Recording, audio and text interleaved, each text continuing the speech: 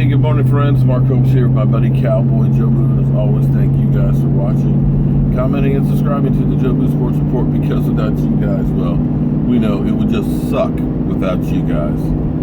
Well, I'm back home and back at work at my day job today. Actually, working at my day job during the day, and may have to go do some more work at my day job tonight. But hey, I'm happy I got a job.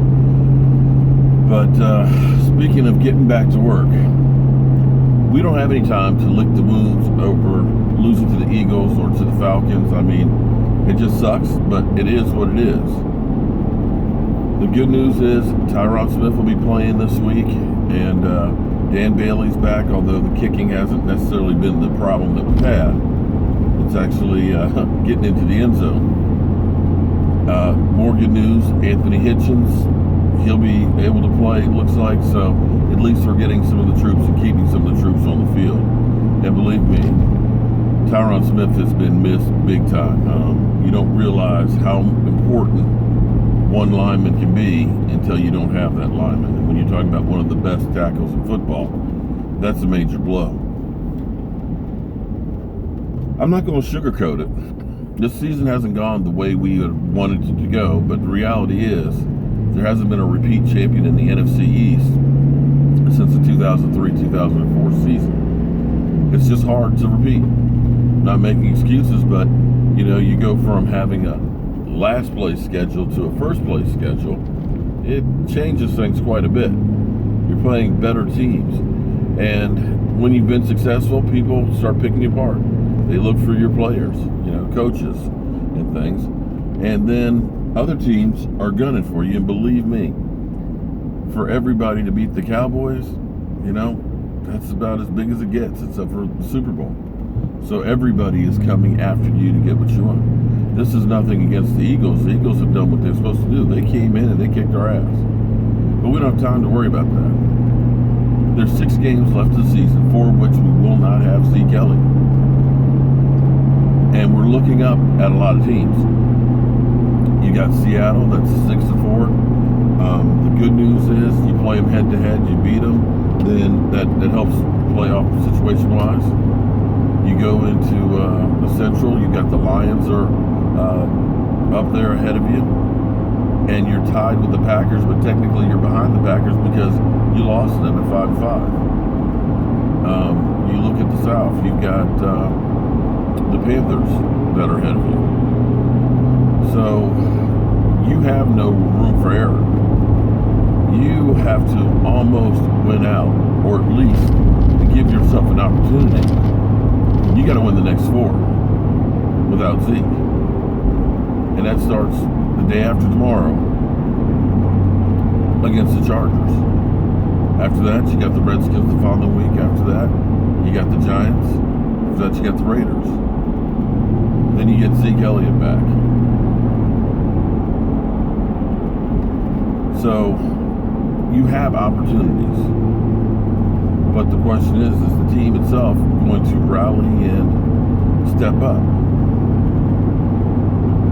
That second half, and the second half of games with Jason Garrett, I don't know why, but they just suck. We haven't done jack in the second half of really the last 3 games. And to be blown out in 3 games, I mean blown out, just looking just like straight garbage. I don't know. And I'm kind of on the fence right now because you always want your team to do the best they can. You always want to win games. You always want to have an opportunity to go to the playoffs. And if we make the playoffs, hopefully we're hungry. I've seen the Washington Redskins at 5-5 make a run off 6 straight, and go to the playoffs. They didn't do anything in the playoffs, but they made the playoffs. I've seen the New York Giants left for dead and make it as a wild card, come through, bitch slap us on the way to beating a 17-0 New England team in the Super Bowl. So it's not that it hasn't been done,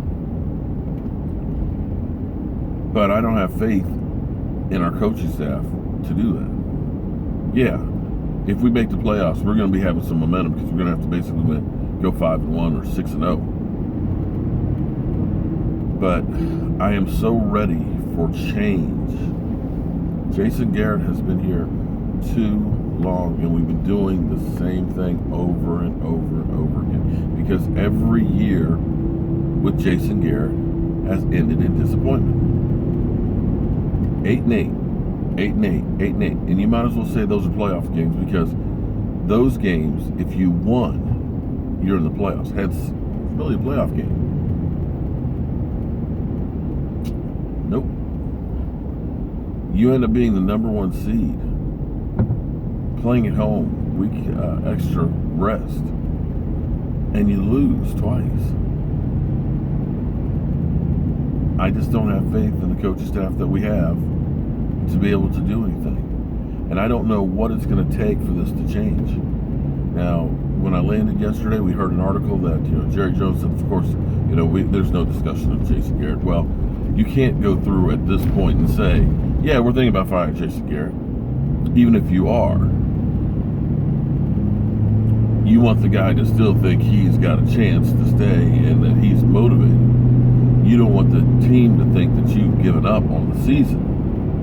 So the only thing you can say is no, there's no discussion on it, even if there really is. I don't know if there is. I hope there is. Because I look at the roster, I've looked at player personnel. Everything has changed on the team. You went from being one of the oldest, most experienced teams to now one of the younger teams, but we still end up with the same results. It's time to change the way we are coaching the team. It's the only way you're going to get a different response, I think. Because there's nothing that shows me that Jason Garrett is evolving and getting better. Sorry, but that's the way it is. Now, I'm hopeful for Thursday. I'm ready to get back in the rearview mirror, Atlanta and the Eagles, and move on.